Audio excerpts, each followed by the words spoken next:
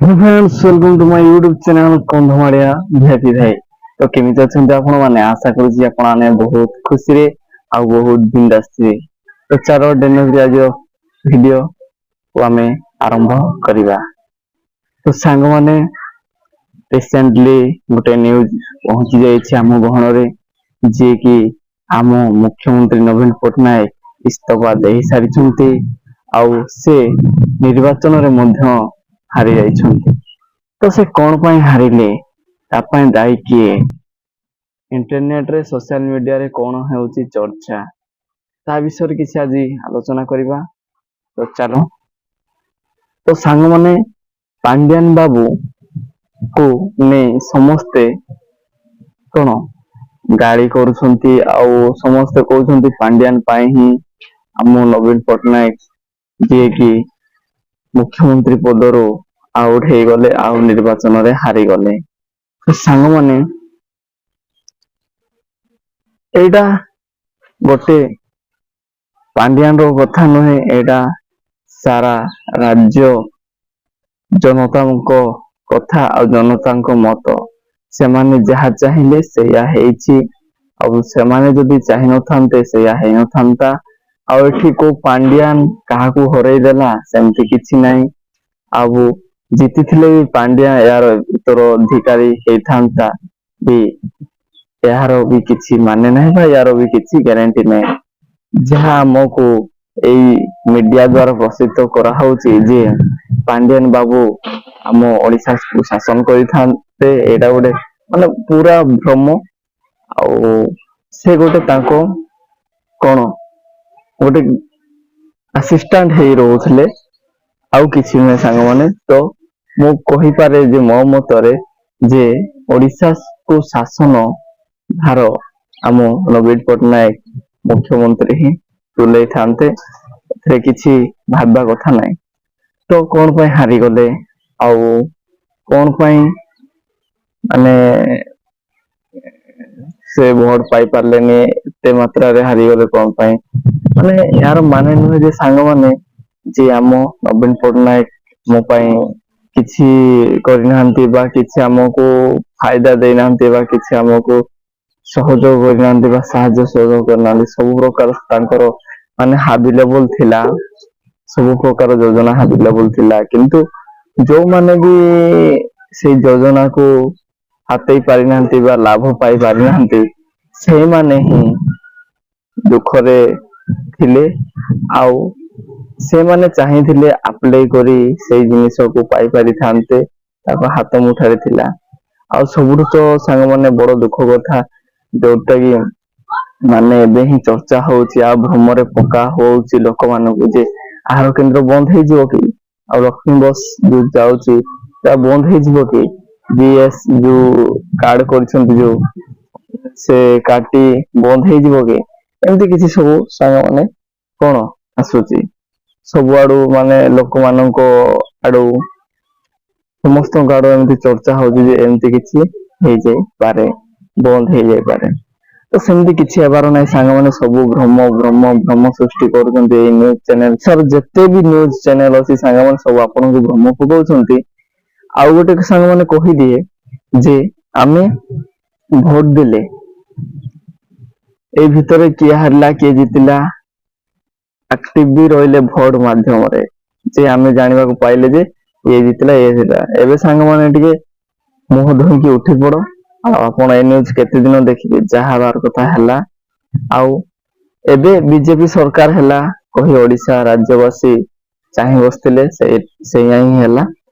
ଆଉ ଦେଖିବାକୁ ଯିବା ଯେ ଓଡିଶାରେ କେତେ କଣ ଲାଭ ଆମକୁ ମିଳିପାରୁଛି, ଆଉ ଆମ ପାଇଁ କଣ କଣ ସୁବିଧା ଯୋଗେଇ ଦଉଛନ୍ତି ଏଇ ବିଜେପି ସରକାର, ଆଉ କଣ କଣ ସ୍କିମ ଲାଗୁ କରୁଛନ୍ତି ଦେଖିବାକୁ ବାକି ରହିଲା। ଆଉ ଗୋଟେ ବଡ କଥା ସାଙ୍ଗମାନେ, ଆମ ଓଡିଶାର ମୁଖ୍ୟମନ୍ତ୍ରୀ କିଏ ହବ, ଆଉ ଚର୍ଚ୍ଚାରେ ରହି ଆସିଛି ଓଡିଆ ପୁଅଟେ ହବ। ତ କାହାକୁ ସିଲେକ୍ଟ କରୁଛନ୍ତି, କିଏ ସେଇ ଚେହେରା ମୁଖ୍ୟମନ୍ତ୍ରୀ ହବ, ଆମକୁ ଦେଖିବାର ବାକି ରହିଲା। ଆଉ ସାଙ୍ଗମାନେ ଟିକେ ଯେତେ ଯାହା ହେଲେ ବି ସମସ୍ତଙ୍କୁ ମାନେ ଟିକେ ଦୁଃଖ ଲାଗିବ ଯେ ଏତେ ବର୍ଷ ଶାସନ କାଳରେ ଆମ ମୁଖ୍ୟମନ୍ତ୍ରୀ ଯିଏକି ନବୀନ ପଟ୍ଟନାୟକ ପୂର୍ବତନ, ସେ ହାରି ନଥିଲେ ଆଉ ବର୍ତ୍ତମାନ ହାରି ଯାଇଛନ୍ତି, ଆଉ ଦଳରୁ ବାହାରି ଯାଇଛନ୍ତି। ମାନେ ବିଜୁ ଜନତା ଦଳ ଏତେ ମାତ୍ରାରେ ପ୍ରଥମେ ଜନତା ଦଳ ଥିଲା, ତାପରେ ତାଙ୍କ ବାପାଙ୍କ ଡେଥ ପରେ ବା ବାପାଙ୍କ ପରେ ଯେ ନବୀନ ପଟ୍ଟନାୟକ ବିଜୁ ଜନତା ଦଳ ଗଢିଥିଲେ, ତ ଛୋଟରୁ ବି ଆମେ ତାଙ୍କ ନାଁ ଘୋଷି ଦେଇଛନ୍ତି, ଘୋଷା ବଳଦ ପରି। ମାନେ ଯେମିତି ଆମ ମୁଖ୍ୟମନ୍ତ୍ରୀ କିଏ କହିଲେ ଆମେ ଆଗ ଭାବନା ଆସେ ନବୀନ ପଟ୍ଟନାୟକ। ଯେତେବେଳେ ଛୋଟବେଳେ ସାଙ୍ଗମାନେ, ତାପରେ ମୁଁ ସାଙ୍ଗମାନେ କହିଦିଏ ସତ କଥା, ଇମୋସନାଲ ହେଇଯାଉଛି ତାଙ୍କ ବିଷୟରେ ଯେତେ କହିବିନି ଭାବୁଛି ସେତେ ମୋ ପାଟିରୁ ବାହାରି ଆସୁଛି। ଯେତେବେଳେ ସାଙ୍ଗମାନେ ମୁଁ ଛୋଟ ଥାଏ, ଆମ ଷ୍ଟାଡିୟମ କୁ ଯେତେବେଳେ ନବୀନ, ମୁଁ ଜାଣିନଥାଏ ଯେ ଖାଲି ମୁଁ ଏତିକି ଜାଣିଥାଏ ଯେ ମୁଖ୍ୟମନ୍ତ୍ରୀ କିଏ ନବୀନ ପଟ୍ଟନାୟକ ଆସୁଛନ୍ତି ଆମ ଷ୍ଟାଡିୟମ କୁ। ମୁଁ ଛୋଟ ଥାଏ ସେତେବେଳେ, ଯେତେବେଳେ ମାନେ ହେଲିକପ୍ଟର ଯୋଗେ ସେ ଆସେ, ଏତେ ଗହଳି ଜନ ମଞ୍ଚରେ ଏତେ ଖୁସି ଉଲ୍ଲାସ ଲାଗେ ମତେ ସାଙ୍ଗ। କିନ୍ତୁ ଆମ ପାଇଁ ଯେତେ ସେ ସୁବିଧା ସହଯୋଗ କରିଛନ୍ତି, ବହୁତ କରିଦେଇଛନ୍ତି ସାଙ୍ଗମାନେ। ଆଉ ତାଙ୍କ ବୟସ କାଳକୁ ଦେଖିବାକୁ ଗଲେ ବି ସାଙ୍ଗମାନେ, ନୂଆ ଆମକୁ ମୁଖ୍ୟମନ୍ତ୍ରୀ ଦରକାର ଥିଲା, ଆଉ ତାଙ୍କୁ ବି ବୟସ ପାଖେଇ ଆସିଲାଣି, ତ ନୂଆ ମୁଖ୍ୟମନ୍ତ୍ରୀକୁ ବି ଦରକାର ଥିଲା। ଆଉ ୟଙ୍ଗ ଜେନେରେସନ ପିଲାମାନେ ଯୋଉମାନେ ବି ପରିବର୍ତ୍ତନ ଖୋଜଛନ୍ତି, ସେମାନେ ବି ଠିକ, ସେଇଟା ଭୁଲ ନୁହଁ। କିନ୍ତୁ ଗୋଟେ ମୁଖ୍ୟମନ୍ତ୍ରୀ ଏମିତି ଥିଲା, ଆମ ପାଇଁ ଏତେ କରିଥିଲା, ଏଇ ମସିହାରୁ ଏଇ ମସିହା ଯାଏ ଏତେ ସବୁ, ଗୋଟେ ଏଇଟା ଗୋଟେ ମାନେ ସାଙ୍ଗମାନେ ଇତିହାସ ହେଇ ରହିଯିବ। ଓଡିଶା ପାଇଁ ଗୋଟେ ଇତିହାସ, ଓଡିଶା ମାଟି ପାଇଁ, ଓଡିଶା ଜନସାଧାରଣଙ୍କ ମନରେ ଘର କରି ରହିଯିବ ଯେ ବିଜୁ ପଟ୍ଟନାୟକର ପୁଅ ଗୋଟେ ଥିଲା। ଯେମିତି ବିଜୁ ବାବୁ ଯେମିତି ଆଗ ଜେନେରେସନ ରେ ଆଜି ପର୍ଯ୍ୟନ୍ତ ତାଙ୍କ ନାଁ ଉଙ୍କି ମାରୁଛି, ସେମିତି ଗୋଟେ ନବୀନ ପଟ୍ଟନାୟକ ଯିଏକି ବିଜୁ ଜନତା ଦଳର ଥିଲେ ମୁଖ୍ୟମନ୍ତ୍ରୀ, ସେ ଆମ ପାଇଁ ଏତେ ସୁବିଧା, ଢେର ସାରା ସୁବିଧା ଉପଲବ୍ଧି କରିଦେଇଥିଲେ। ତ ସେଇଟା ଗୋଟେ ଭାବନା ରହିଯିବ ସମସ୍ତଙ୍କ ମନରେ। ତ ଦେଖିବା ସାଙ୍ଗମାନେ ଆଗକୁ କଣ ହଉଛି, ଆଉ ଇଲେକ୍ସନ ତ ସରି ସାରିଛି। ଆଉ ଯିବା ପୂର୍ବରୁ ସାଙ୍ଗମାନେ ଶେଷ କଥା ଗୋଟେ କହିଦଉଛି ଯେ ଇଲେକ୍ସନ ସରିଲା, ସବୁ ସରିଲା, କିନ୍ତୁ ସାଙ୍ଗମାନେ ଆମେ କଣ ଆମ ଏଇ ଓଡିଶା ମାଟିର ସନ୍ତାନ ସାଙ୍ଗମାନେ, ଆମେ ଆଉ ରାଜନୀତି ଦଳରେ ଅଲଗା ହେଇପାରୁ, କିନ୍ତୁ ଆମ ଗୋଟେ ହିଁ ରକ୍ତ ଆମ ଦେହରେ ଚାଲୁଛି। ତ ସେମିତି ଘୃଣା ମନୋଭାବ କାହାକୁ ରଖିବା ଉଚିତ ନୁହେଁ। ତ ସମସ୍ତେ ଆମେ ମିଳିମିଶି ରହିବା। ସେ ଭାରତୀୟ ଜନତା ପାର୍ଟି ହଉ କିମ୍ବା ବିଜୁ ଜନତା ପାର୍ଟି କିମ୍ବା କଂଗ୍ରେସ ହଉ, ସମସ୍ତେ ଆମେ ମିଳିମିଶି କାମ କରିବା। ଖାଲି କାର୍ଯ୍ୟ ଦେଖିବା ଯେ କୋଉ ସରକାର କଣ କରିଛି ସୁବିଧା, ଆମ ଗୋଟିଏ ଭୋଟ ମତଦାନ ପାଇଁ। ତ ଆଜି ପାଇଁ ଏତିକି ସାଙ୍ଗମାନେ, କିଛିଟା କଥା କହିଦେଲି ଯୋଉଟା କି ଏତେ ମାନେ ଚର୍ଚ୍ଚା ହଉଛି ଏବେ ସୋସିଆଲ ମିଡିଆରେ।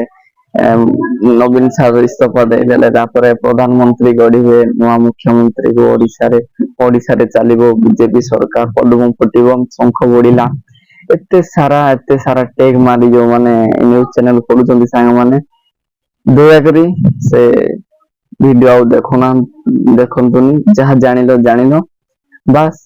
ଆଉ ସାଙ୍ଗମାନେ ଆମକୁ ଡରିବାର ବି ନାହିଁ। ଯଦି ଡର ଲାଗୁଛି ମୁଁ କହିଦିଏ, ଏଠି ସାଙ୍ଗମାନେ ଜଣକୁ ଜଣକୁ ଏତେ ଡର ନର୍ଭସ ଲାଗିଥିବ ଯେ, ଆମ ଯିଏ ଓଡିଶା ମାଟିର ଯିଏ ଆମକୁ ଓଡିଶା ମାଟିରେ ବଞ୍ଚେଇ ରଖିଥିଲେ, ଯିଏକି ନବୀନ ପଟ୍ଟନାୟକ, ଏତେ ସବୁ ସମସ୍ୟାର ସାମ୍ନା କରି ଆମକୁ ବଞ୍ଚେଇ ରଖିଥିଲେ, ସେ ଆଜି ପଳଉଛି।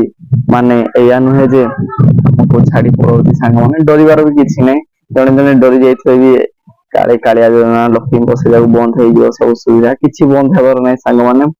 ଆ ସବୁ ଯୋଉ କହୁଛନ୍ତି ଏଇଟାକୁ ଯୋଉ ବନ୍ଦ ହେଇଯିବ, ଏଇଟା ସବୁ ଯେତେ ବି ଏବେ ନ୍ୟୁଜ ଦେଖାଉଛନ୍ତି, ମୋର କହିବାର ମତ ସାଙ୍ଗମାନେ, ଯେତେ ବି ଏବେ ନ୍ୟୁଜ ଦେଖାଉଛନ୍ତି ଆଲତୁ ଫାଲତୁ କରିକି, ଯେ ଚକ୍କରେ ପଡନି, ସେ ଭ୍ରମରେ ପଡନି, ସବୁ ଚାଲିବ। ଆଉ ଥରେ ବି ମୁଁ କହିଦଉଛି, ସବୁ ସ୍କିମ୍ ଚାଲିବ, ସେଇ ଚକରେ ପଡନ୍ତୁନି।